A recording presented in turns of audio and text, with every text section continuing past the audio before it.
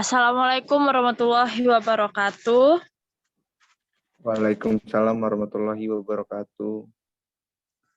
Yang terhormat kepada dosen pengampu Ibu Amrina Izatika, MPD, dan kawan-kawanku sekalian.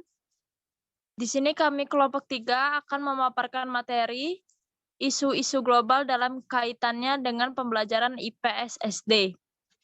Sebelumnya izin perkenalkan diri.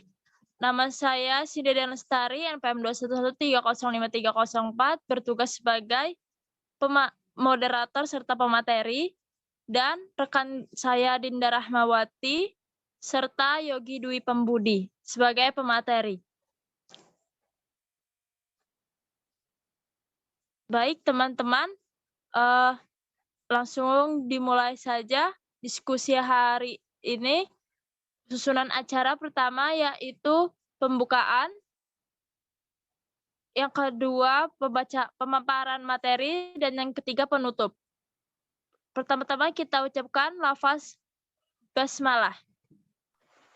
Bismillahirrahmanirrahim. Baik, kepada pemapar materi pertama, Saudari Dinda, dipersilahkan.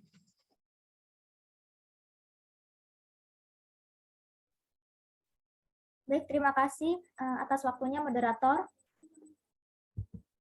Materi yang pertama yaitu isu-isu global dalam kaitannya dengan pembelajaran IPS SD.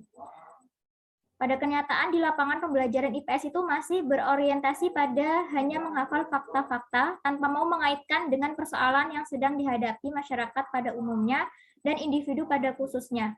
Apalagi mengaitkan dengan masalah-masalah global yang sesungguhnya juga dapat mempengaruhi kehidupan individu dan masyarakat luas. Jadi peserta didik tidak terlatih untuk berpikir kritis dan berusaha mengatasi tantangan dalam kehidupan ini, sehingga pembelajaran tidak menjadi bermakna karena hanya berlalu begitu saja, menurut Sumantri tahun 1995. Mengajar dengan memasukkan pendidikan global dalam pembelajaran IPS dapat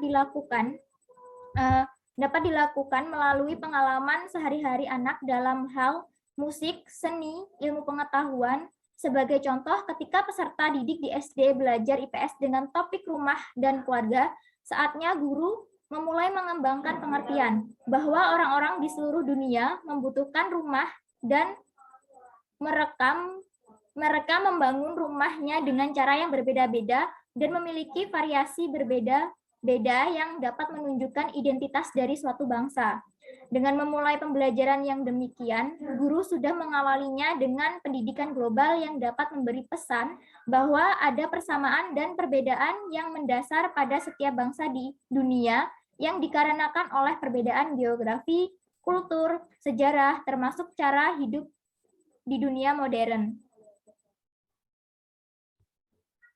Kemudian selanjutnya menurut Jerome dan Parker tahun 1993 menyebutkan beberapa pengalaman untuk mengembangkan orientasi global pada siswa SD. Antara lain yang pertama yaitu menggunakan pengalaman sehari-hari untuk memulai. Yang kedua, pengalaman belajar bersifat sederhana dan berorientasi pada kebutuhan atau pengalaman siswa. Kemudian yang ketiga, usahakan menggunakan pengalaman langsung terhadap sesuatu yang akan diselidiki atau dipelajari. Kemudian yang keempat yaitu usahakan menggunakan, yang keempat yaitu gunakan buku-buku, cerita-cerita yang menceritakan tentang negara atau bangsa-bangsa lain di dunia. Yang kelima yaitu pelajari perbedaan cara hidup masyarakat atau bangsa di belahan dunia. Kemudian yang terakhir yaitu gunakan kejadian-kejadian aktual karena merupakan sumber isu-isu yang sangat berarti, serta dapat meningkatkan kemampuan peserta didik untuk menilai dan membedakan antara fakta dan pendapat. Dalam pelaksanaannya ada 3 cara memasukkan kejadian-kejadian aktual dalam pembelajaran IPS, yaitu yang pertama, mengajarkan kejadian aktual di samping pembelajaran IPS itu sendiri. Kemudian yang kedua yaitu menggunakan kejadian aktual untuk mendukung pembelajaran IPS. Kemudian yang ketiga yaitu menggunakan kejadian aktual sebagai dasar dari suatu topik dalam pembelajaran IPS untuk membantu dalam memahami atau mengembangkan konsep-konsep dan generalisasi. Kemudian selanjutnya yaitu model pembelajaran IPS SD dalam isu global, yaitu yang pertama ada monokultural, yang kedua yaitu ada pokok bahasan, yaitu keluarga, alat atau media, metode, stimulus, aktivitas atau KBM, dan penutup. Kemudian yang ketiga ada pengalaman, dan yang keempat adalah interkultural, yaitu pokok bahasan, kelas atau triwulan, tujuan pembelajaran, tujuan umum, tujuan khusus, proses belajar mengajar, metode yang diterapkan, dan yang yaitu strategi yang diterapkan, media, dan teknik evaluasi. Baik, itu saja yang dapat saya sampaikan. Saya kembalikan kepada moderator. Baik, terima kasih Saudari Dinda untuk pemaparan materi. Untuk selanjutnya pemaparan materi akan dilanjutkan oleh saya sendiri. Boleh di next. Baik, selanjutnya ada hal yang berkenaan dengan isu-isu global dalam pembelajaran IPS. Jadi, dalam pembelajaran IPS ini, ada memiliki isu-isu global, yaitu pertama, ada kemajuan dan pemanfaatan iptek dalam komunikasi transportasi. Nah, jadi maksudnya dalam kemajuan dan pemanfaatan iptek ini adalah dengan adanya multimedia, kamera, dan pemotretan jarak jauh, teropong, serta penginderaan dari satelit yang telah memperluas dari cakrawala pandang manusia memperkaya materi pembelajar IPS. Nah, jadi kemajuan dan pemanfaatan IPS ini berkembang sehingga mampu mengubah kesadaran, perilaku, sikap, hingga pemikiran manusia, khususnya pada kehidupan globalisasi saat ini. Terus, yang kedua ada kontak antar manusia dan arus barang, berita, dan informasi baik secara fisik, langsung tanpa perantara, maupun tidak langsung melalui berbagai media. Nah, jadi dengan ini memperluas cara pandang manusia mulai dari tingkat loncak, regional, sampai ke tingkat global. Dengan tujuan untuk membina perspektif global pada diri manusia, khususnya pada masyarakat Indonesia ya. Lalu proses yang demikian itu mampu menjadikan salah satu tugas yang harus diperhatikan dalam pembelajaran IPS. Lalu ada yang ketiga, secara alamiah, baik kondisi alam fisik maupun sosial budaya manusia di permukaan bumi. Nah, dengan ini tersebar tidak merata dan beraneka ragam.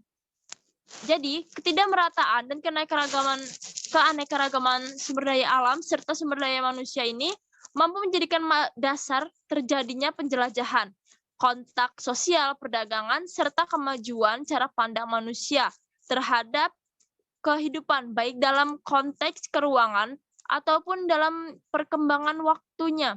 Nah, jadi ini lebih ke spesifik kehidupan kenyataan dalam landasan materi kajian pembelajaran IPS.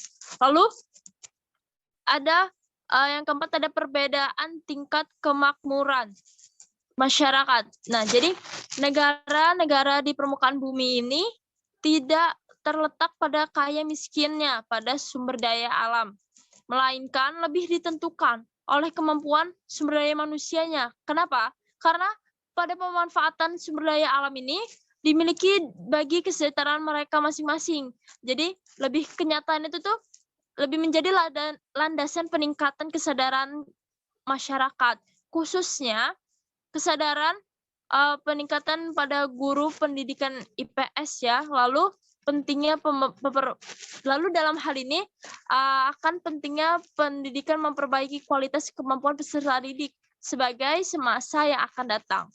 Lalu adanya yang kelima yaitu ada fenomena dan masalah kehidupan di permukaan bumi sebagai suatu kenyataan. Nah, jadi maksudnya ini proses yang berkembang pada ruang tertentu dan berjalan dari waktu ke waktu, sehingga dengan adanya kenyataan yang demikian, maka dapat disebutkan adanya perpaduan jalinan dan faktor ruang dengan faktor waktu yang mencirikan karakter aspek kehidupan tersebut. Jadi, faktor waktu yang mencirikan karakter aspek tersebut itu mampu menarik bagi pembelajaran IPS. Next slide.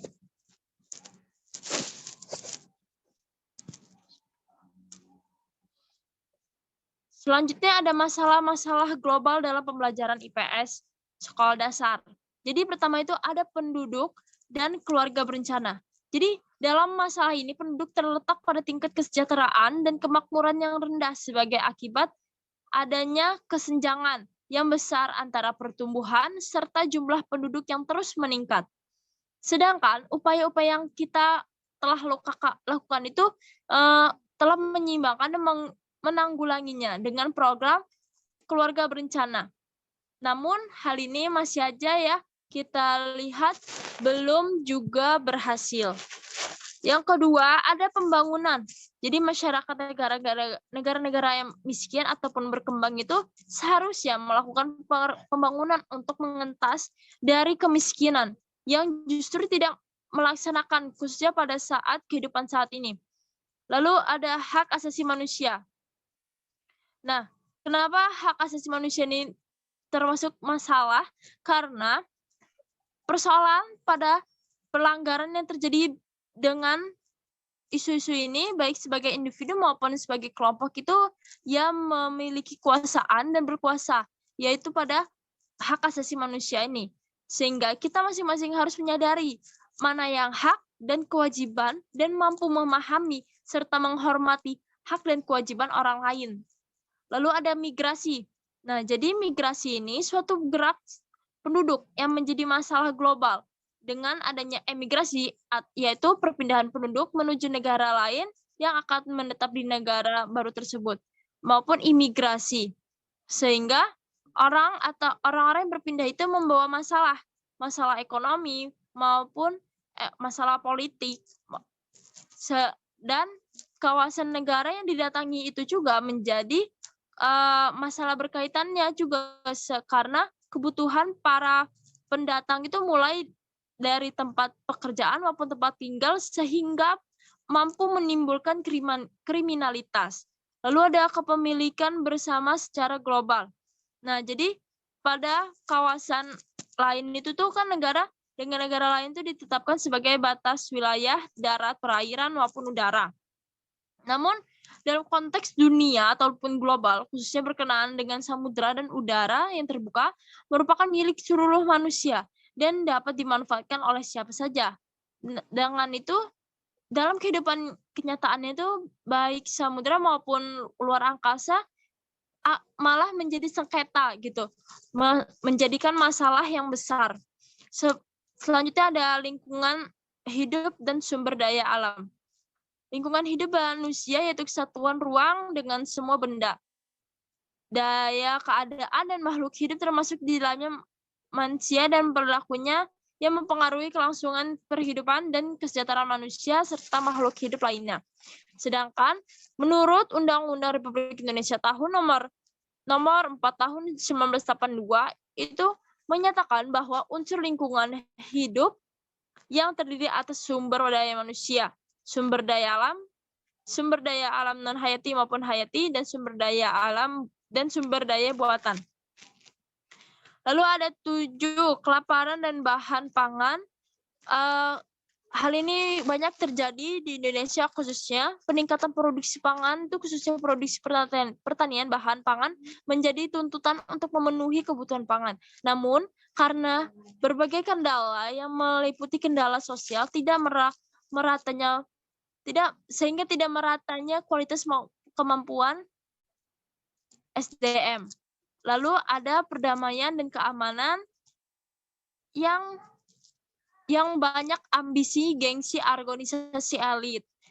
Lalu ada prasangka dan diskriminasi yang banyak terjadi seperti adanya diskriminasi kelamin, gender, agama, ekonomi, dan politik. Baik, itu pemaparan materi dari saya. Selanjutnya pemaparan materi dari Saudara Yogi, dipersilahkan.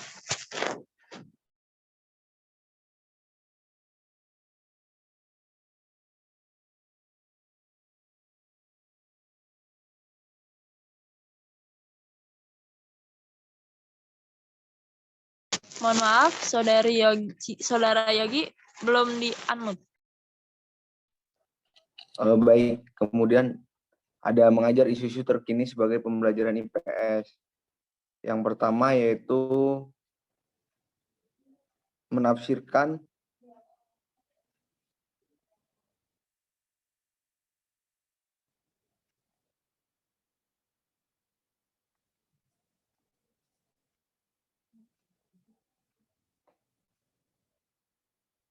Baik, mohon maaf moderator terkendala sinyal. Yang pertama yaitu ada menafsirkan atau menginterpretasikan berita dalam konteks topik yang telah dipelajari atau sedang diteliti.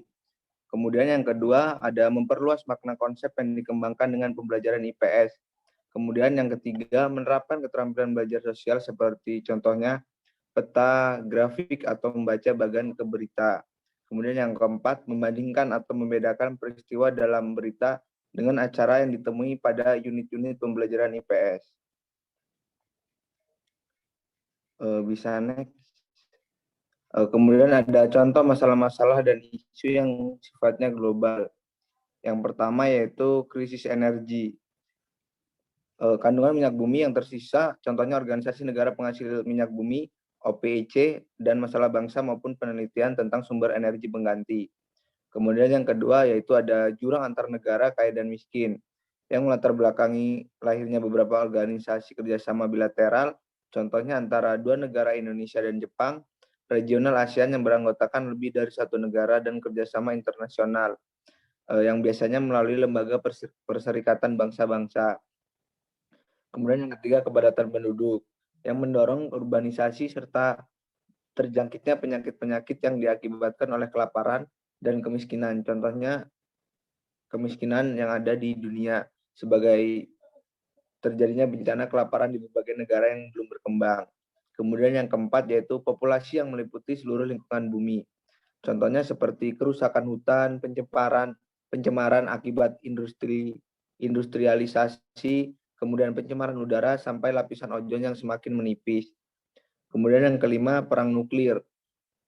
Ini berkaitan dengan yang akan dihadapi oleh umat manusia jika perang tersebut benar-benar terjadi. Berdasarkan pengalaman yang diakibatkan oleh jatuhnya bom atom di Hiroshima dan Nagasaki di Jepang, kita tidak bisa membayangkan jika yang dijatuhkan tersebut adalah bom nuklir yang memiliki kekuatan yang lebih dahsyat. Kemudian yaitu yang keenam ada perdagangan internasional. Meningkatnya hubungan saling ketergantungan di antara bangsa-bangsa mendorong lahirnya gagasan untuk menata perdagangan internasional dengan tujuan memperkecil resiko saling merugikan yang akibatnya oleh ketidakjujuran dan ketidakbukaan.